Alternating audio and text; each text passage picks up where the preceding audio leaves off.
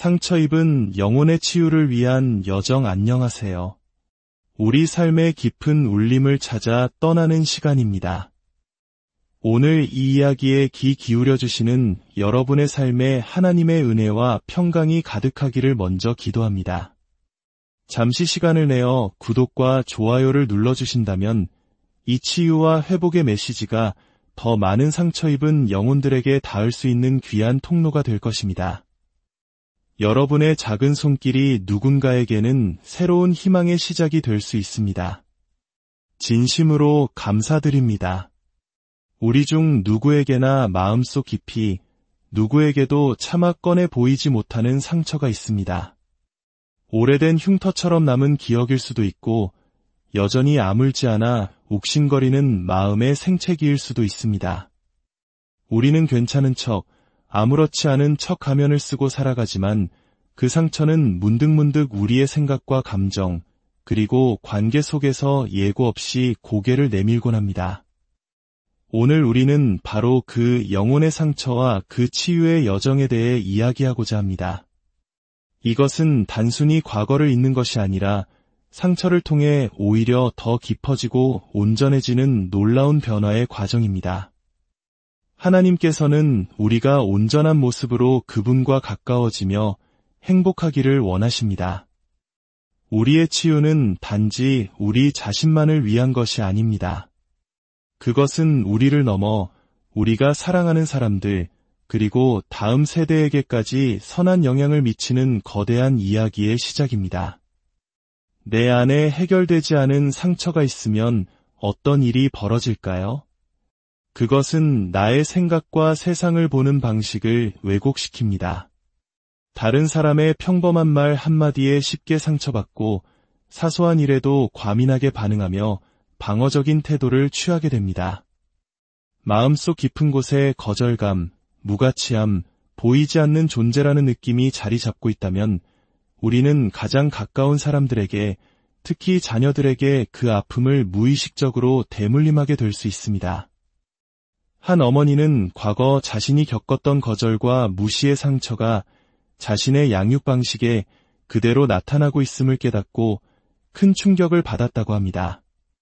자신이 그토록 아팠던 그 감정을 사랑하는 딸들에게 똑같이 느끼게 하고 있었던 것입니다. 그 순간의 깨달음이 바로 치유의 여정을 시작하게 된 계기였습니다. 이처럼 내면의 상처는 드러나지 않을 뿐 우리의 모든 관계에 깊이 스며들어 영향을 미칩니다. 우리는 자신이 무엇을 모르는지조차 모를 때가 많습니다. 그렇기에 성령께서 진리의 말씀으로 우리의 내면을 비추어 주시는 영적 각성의 순간이 반드시 필요합니다. 한평생 수많은 영혼들을 위로해온 한 사역자는 이렇게 말합니다. 상처 입은 영혼은 자신도 모르게 다른 사람에게 상처를 줍니다. 우리는 세상에서 이해할 수 없는 행동을 하는 사람들을 보며 도대체 저 사람은 왜 저럴까? 라고 생각하지만 사실 그들은 내면이 피 흘리고 있는 사람들입니다. 그들을 피하기보다 그들 내면에 무슨 일이 있는지 관심을 가져보는 것은 어떨까요? 아마도 그들은 도움이 필요하지만 어떻게 구해야 할지 모르는 사람일 겁니다. 성경 야고보서 1장 21절은 말합니다. 너희 영혼을 능히 구원할 바 마음에 심어진 말씀을 온유함으로 받으라. 여기서 영혼의 구원이란 단순히 죽어서 천국에 가는 것만을 의미하지 않습니다. 하나님의 말씀에는 우리의 상한 마음과 왜곡된 생각, 통제되지 않는 감정과 완고한 의지까지도 온전하게 회복시키는 치유의 능력이 담겨 있습니다. 구원받았다는 것은 우리의 영뿐만 아니라 우리의 생각과 감정까지도 구원받은 사람답게 변화하는 것을 의미합니다. 에베소서 6장에서 말하는 구원의 투구를 쓴다는 것은 바로 구원받은 자처럼 생각하는 법을 배우라는 뜻입니다. 더 이상 원수가 속삭이는 거짓말을 믿지 않아도 됩니다. 내 감정에 따라 요동치는 삶이 아니라 하나님의 뜻을 나의 뜻보다 더 원하게 되는 삶, 이것이 바로 진정한 온전함이며 구원의 능력입니다. 과거의 실수가 끊임없이 마음을 짓누르고 있습니까? 그로 인해 불안하고 무능력하게 느껴지며 깊은 수치심에 사로잡혀 있습니까? 한때 세상의 즐거움을 좇았던 과거의 기억들이 예수님을 영접한 후에도 불쑥불쑥 떠올라 죄책감에 시달렸던 한 자매의 고백처럼 구원의 순간 모든 상처와 기억이 마법처럼 사라지는 것은 아닙니다. 우리의 마음은 하나님의 말씀으로 계속해서 새롭게 되어야 합니다. 너희는 이 세대를 본받지 말고 오직 마음을 새롭게 함으로 변화를 받아 하나님의 선하시고 기뻐하시고 온전하신 뜻이 무엇인지 분별하도록 하라. 이 말씀처럼 치유는 끊임없는 과정입니다. 한두 번의 기도나 성경 구절로 끝나는 것이 아니라 날마다 꾸준히 하나님께 나아가 도움을 구해야 합니다. 하나님, 저는 더 이상 이렇게 느끼고 싶지 않아요. 주님과 함께하면 과거는 다 사라질 줄 알았는데 여전히 힘듭니다. 저를 도와주세요. 이렇게 솔직하게 부르짖을 때 치유는 시작됩니다. 어떤 이들은 말합니다. 당신은 내가 겪은 일을 몰라요. 맞습니다. 우리는 각자 다른 깊이의 고통을 겪습니다. 어떤 상처는 너무 깊어서 결코 회복될 수 없을 것처럼 느껴지기도 합니다. 하지만 기억해야 합니다. 예수 그리스도께서는 바로 그 상처를 위해 십자가를 지셨습니다. 너무 멀리 와버렸다고, 상처가 너무 깊다고 포기하지 마십시오. 날마다 예수님의 발 앞에 나아가 그분을 구할 때 우리는 반드시 치유될 수 있습니다. 특히 남성들에게 영혼의 치유라는 주제는 더 어렵게 다가올 수 있습니다. 한국 사회에서 남성들은 어릴 때부터 감정을 억누르고 강인해야 한다는 압박 속에서 자라온 경우가 많습니다. 남자는 태어나서 3번만 운다는 말처럼 슬픔이나 약함을 드러내는 것은 남자답지 못한 것으로 여겨졌습니다. 이러한 문화적 배경은 남성들이 자신의 내면의 상처를 들여다보는 것을 더욱 어렵게 만듭니다. 그들은 보호자, 가장으로서의 역할을 수행하느라 정작 자기 자신을 돌볼 시간이나 마음의 여유가 없다고 느낍니다. 문제가 생기면 감정을 표현하고 나누기보다 혼자만의 동굴로 들어가 고립되거나 일이나 취미 혹은 중독적인 무언가에 몰두하며 상처를 회피하려는 경향을 보입니다. 이러한 것들은 잠시 고통을 잊게 해줄 수는 있지만 근본적인 해결책이 될 수는 없습니다. 교만과 자존심이라는 껍질을 깨고 자신의 연약함을 인정하는 것은 남성들에게 큰 용기가 필요한 일입니다.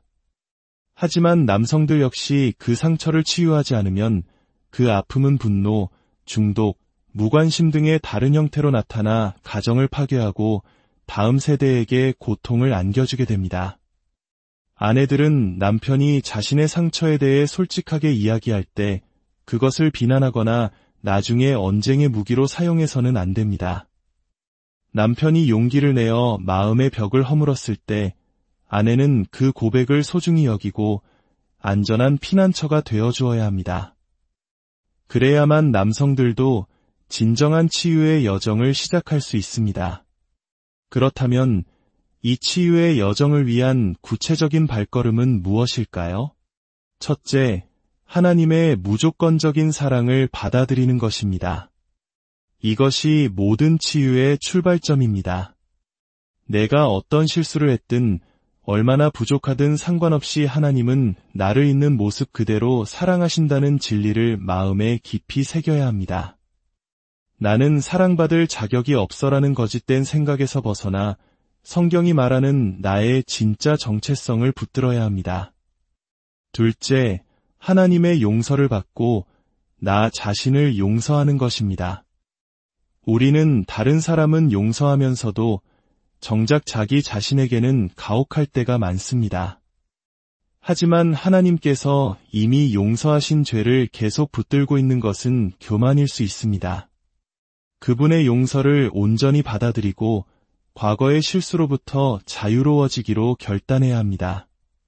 셋째, 내게 상처 준 사람들을 용서하는 것입니다. 이것은 감정의 문제가 아니라 의지의 결단입니다. 그들을 위해서가 아니라 나 자신의 자유를 위해서입니다. 때로는 하나님께서 그 사람의 상처를 보게 하심으로 우리의 마음에 긍휼함을 부어주실 때가 있습니다. 나에게 상처를 준 그 어른의 모습 뒤에 상처 입고 울고 있던 한 어린 아이의 모습을 보게 될 때 비로소 진정한 용서가 시작될 수 있습니다. 넷째, 자기 연민과 남 탓을 멈추는 것입니다. 나는 불쌍해.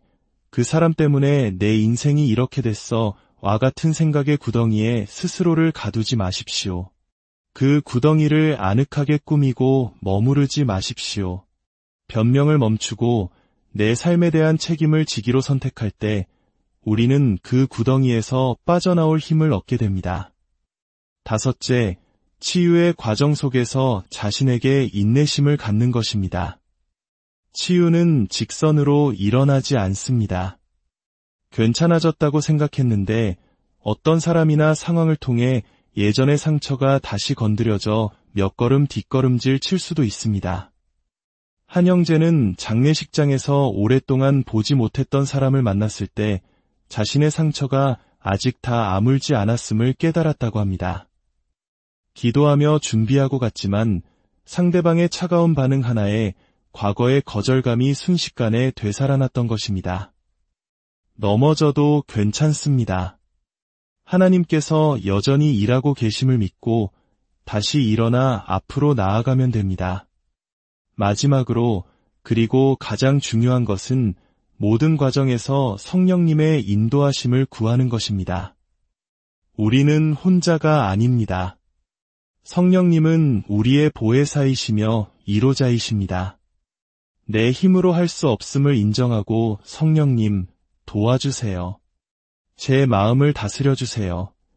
라고 기도할 때 그분은 우리의 이해를 뛰어넘는 평강을 주시고 우리가 가야 할 길을 보여주십니다. 성령님을 아는 것은 그분과 인격적인 관계를 맺는 것입니다.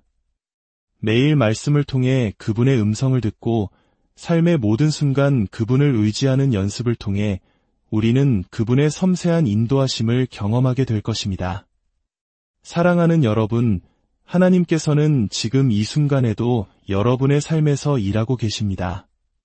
눈에 보이는 것, 손에 잡히는 것, 마음에 느껴지는 것이 아무것도 없을지라도 그분의 신실한 말씀을 믿으십시오. 하나님은 당신을 너무나 사랑하시며 당신의 삶에 놀라운 치유를 가져오기 위해 일하고 계십니다.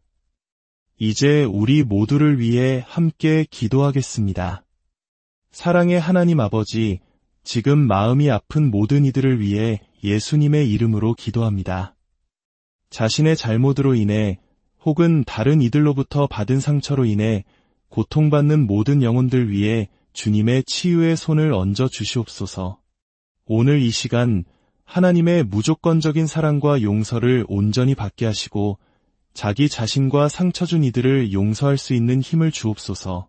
더 이상 과거의 아픔이 우리를 강하게 만들고 더 나은 사람으로 만들며 더 높은 곳으로 이끄는 디딤돌이 되게 하여 주시옵소서. 자기 연민과 원망의 구덩이에서 벗어나 새로운 날을 시작하게 하소서. 예수님의 이름으로 온전히 치유될 것을 선포합니다. 아멘.